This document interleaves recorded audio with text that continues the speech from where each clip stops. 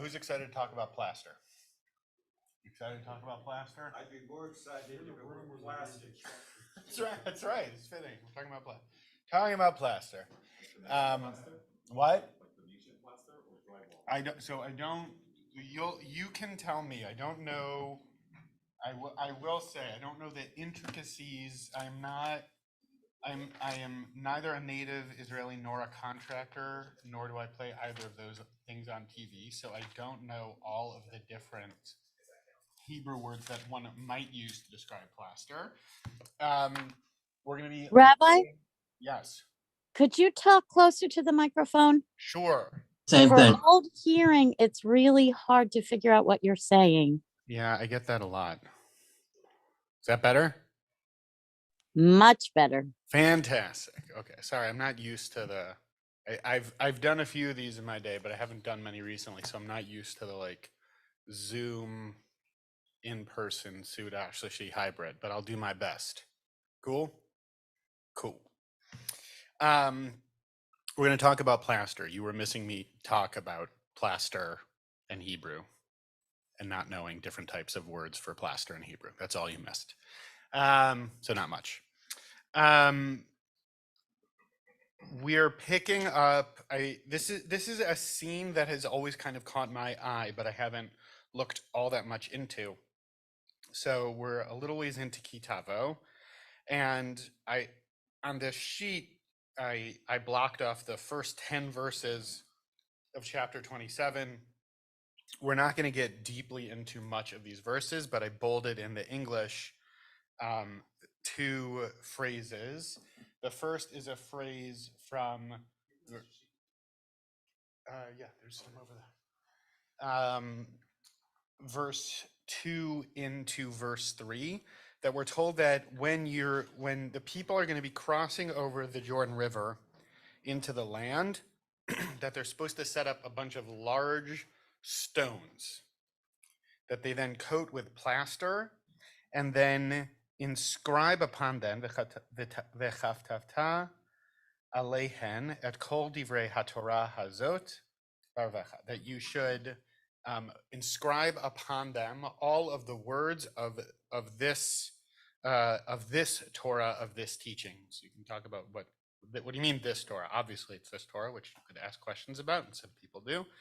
But basically, picture for yourself, there's a bunch of big stones coated in plaster with the Torah written on it, which is a really compelling image. That's an interesting thing to be thinking about. The verses go on to talk about how then when you make it into the land, yes, you will set up those stones, again, saying that they're coated with plaster. You set up an altar to God with unhewn stones. You make an offering upon it.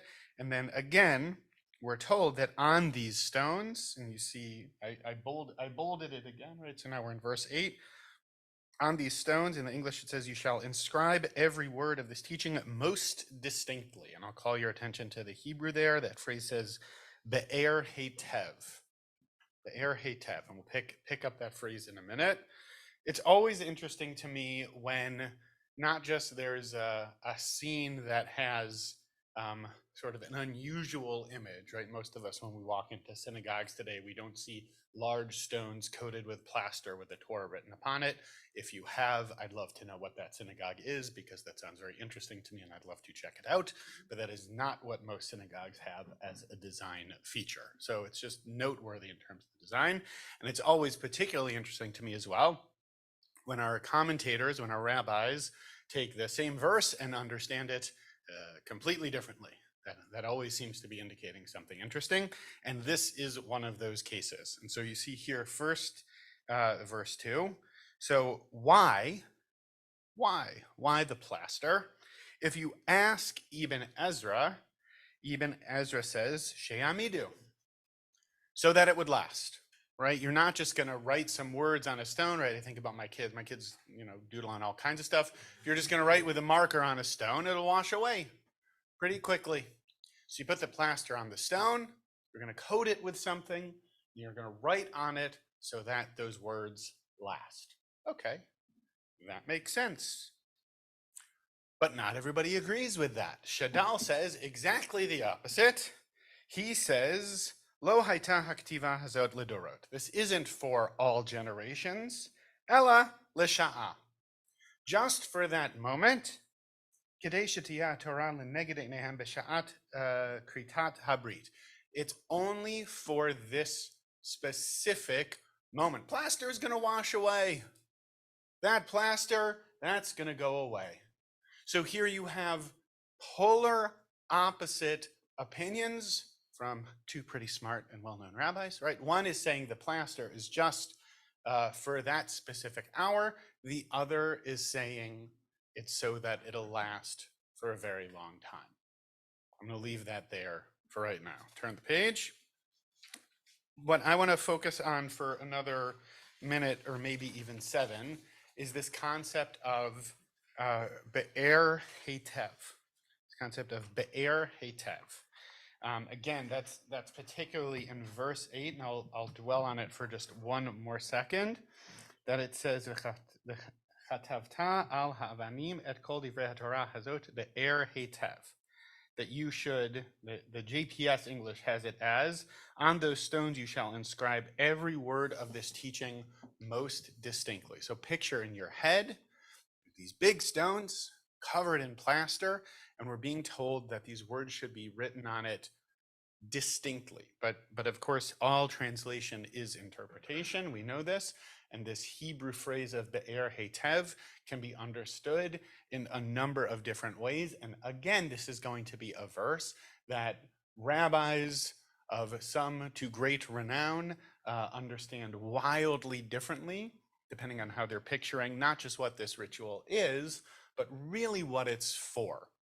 And that's what I want us to try to conceptualize in our heads, was not just what does this ritual look like visually, but if you're going to think about a group of people who are making a major transition in their lives as individuals and as a collective, right?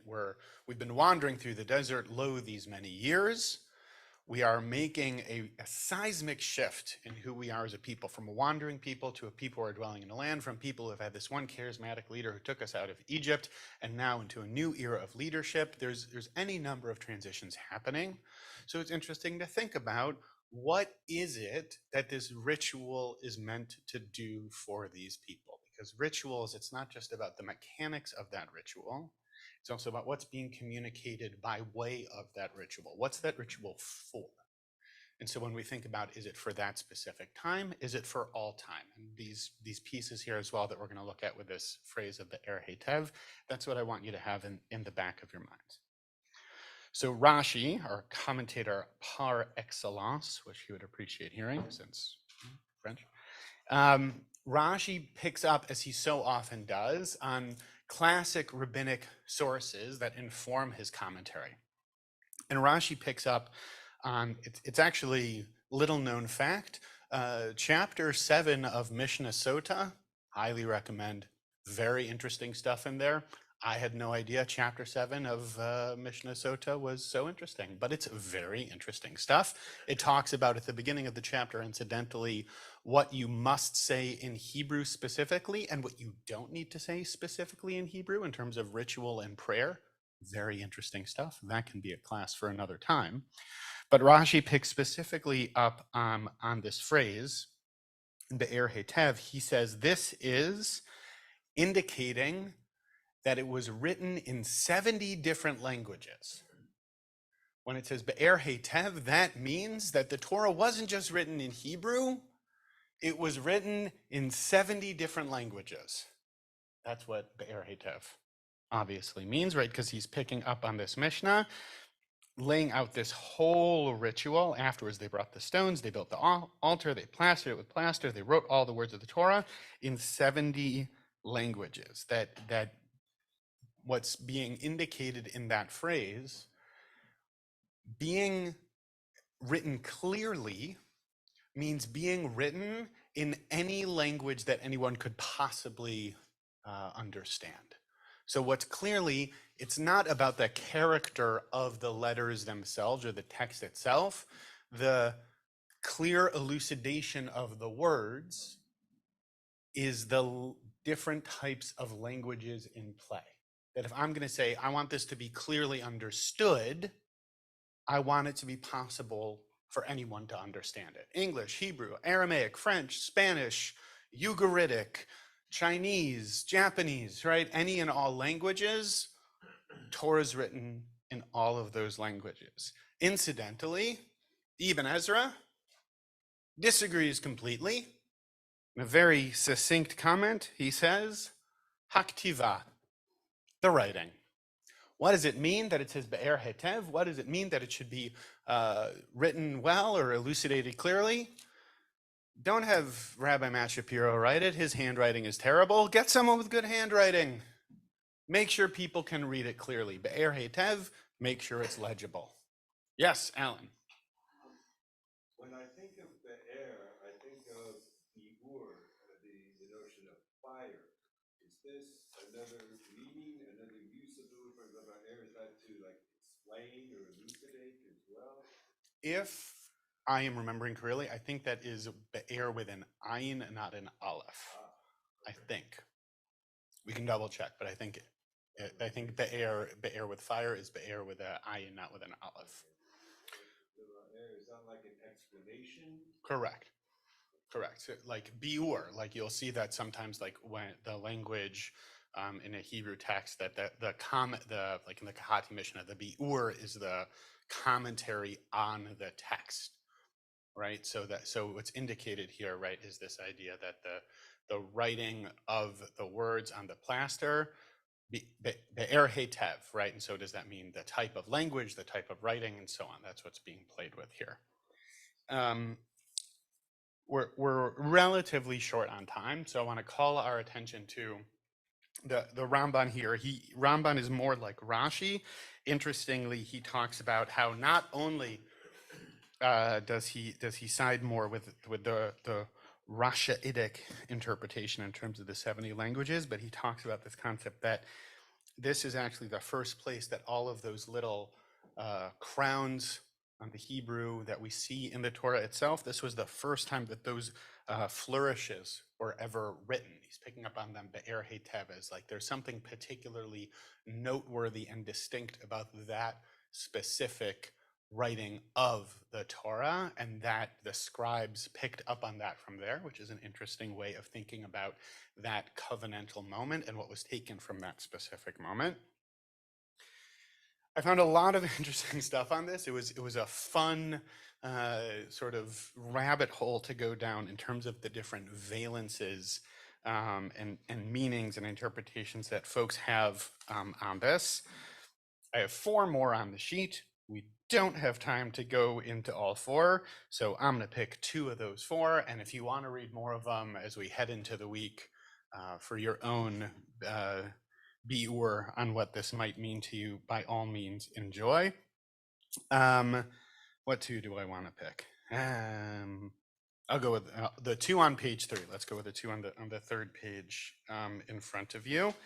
The second one on there, some folks really take this idea. There's a number of commentaries that talk about this in the realm of the 70 languages, and so that the different people from different nations could come and could read it for themselves, sort of another version of different people being presented with the opportunity to receive the Torah, and what do different people do with that, right? Do they accept it or do they not? There's another interpretation that talks about how the plaster is actually over the letters, that it's the letters and then the plaster, and then the people had to chip it away to really learn it, which inverts this on its head again. But we're not going to talk about either of those in 2 interpretations. So the 2 interpretations that we will talk about, very briefly, one is from the compilation from the Sakachover Rabbi, easy for me to say, called Shemet Mishmuel. And he picks up on something really interesting. You can read it there. It's that first chunk, those 3 paragraphs at the top of the 3rd page.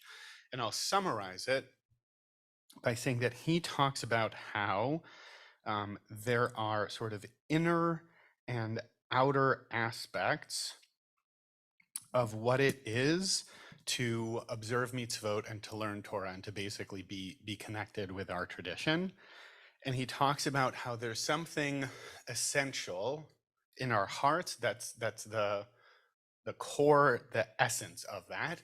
And then there are the pieces around that. He says once this stage has been reached, in terms of getting that inner essence of it, even the secondary aspect of the heart will be ready to receive the Torah. So there needs to be that core essence of ourselves, our truest selves, that is really deeply connected with Torah, with mitzvot, with our tradition, with a relationship with God.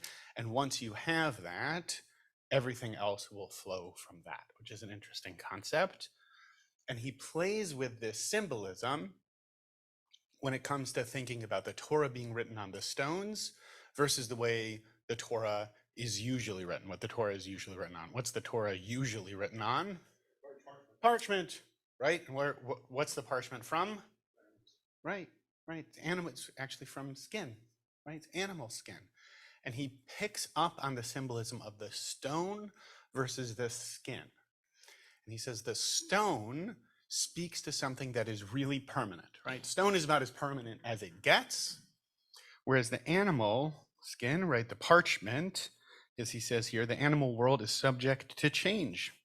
The passage of time affects the animal. The processes of nature ensure that after a certain period of time, the animal cells are replenished, right? There's something more dynamic by virtue of the fact that it's derived from what was originally a living creature, right? But there's something more dynamic there, whereas the stone symbolically and, in a very concrete, as it were, way, is something very different. The stone is much more permanent. And so for the people, as he says here in that third paragraph, when Klal Yisrael were about to enter the land, they were making a new start. They needed a tangible reminder. Thus, God required them to erect stones and write the text of the Torah upon them. This indicated that the first element of divine service comes from the innermost unchanging part of the personality. So according to the Sakachova Rabbi, what's this ritual about? It's to remind you of making sure that your essence, that your deepest self, that the deepest part of you is connected and aligned with learning and really internalizing and living Torah in the deepest possible way. And that's why it's on the stones, and that's why you need to have it written very clearly on those stones. Interpretation 1, really interpretation 3. We'll pretend like it's interpretation 1. This next piece that I found talked about, he picked up on the idea that Rashi introduced from the Mishnah, this idea of the 70 languages. And so it's this essay, it's called To Each His Language, that I stumbled across from a larger newsletter, but I really like what he does here. And he plays with the concept of language in a much more metaphorical way. He says it's less about, right, as he says here, French, Spanish, Swahili, Portuguese. Rather, language can refer to a cognitive modality, to a learning style. Different people speak different languages, right? Different people learn and understand in different ways. So he brings this into an educational context. And we've heard this in our tradition, that teachers should speak to students in ways that they can understand. Folks have heard that before, maybe. Every teacher worth his salt knows that he must use different languages for different students. Some students respond to clear and logical explanations. Other requires anecdotes and stories. The lesson here that every teacher learns sooner or later, no two people learn in the same way. A successful teacher discerns the learning styles of each student and develops strategies and modalities that facilitate the learning of each member of the class. Okay, how did we get there from Plaster? That seems like a bit of a jump, Shapiro. It's late on a Saturday. Help me out here. Okay. How did we get here from Plaster? We have this ritual that says, take the stones, write the Torah on the stones. Coat them with plaster, write the Torah on the plaster on the stones. And then it says, Be'er Hetev. Make sure it's written clearly, make sure it's legible, make sure people can understand it. Write it in lots of different languages so that anyone can Be'er Hetev, anyone can read it. And so what Rabbi Weinreb here is doing is he's taking this as a metaphor and he's offering it up to us for us to think about, both as people who teach, because we all teach, everybody teaches in some context, in some way. Even if you're in a relationship, with another person, you're teaching them, because you're at least teaching them about who you are in the world and what you need from them. Everybody's teaching in some way or another. So we're all doing, and we're all hopefully always learning. So he takes this and he applies it into that context, and he says, since this is written in 70 languages, and if we're going to play with this concept of languages in a metaphorical way, we all learn differently. We all read differently.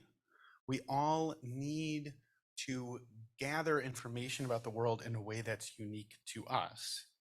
And so because of that, what's being learned from this ritual is when you're about to make a transition, when you're moving through life, especially when you're about to undergo a major transition, you need to make sure that as a learner, you're hearing it clearly, and that for each other, we're making sure to present and share the information that needs to be heard in a way that's as accessible and personal and meaningful as possible. And I think that that's something that we can often forget, or we can lose sight of if we're in a rush, if we're thinking that it should just all be the same and everyone should be able to get it. So for me, it's a good reminder to make sure that things are being shared as clearly and individualized as possible so that we can all continue to learn and anchor our teaching and our community together. Shabbat, Shalom, and Shavua Tov.